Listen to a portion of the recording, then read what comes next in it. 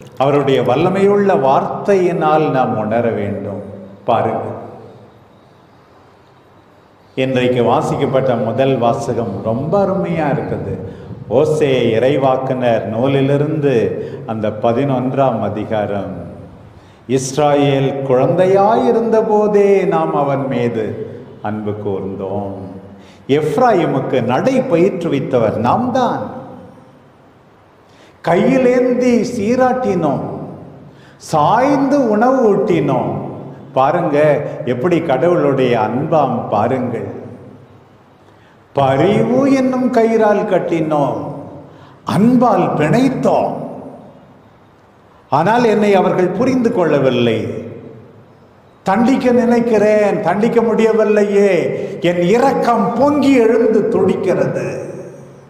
கடவுளுடைய இதயம் பிரியமான குழந்தைகளே, சகோதர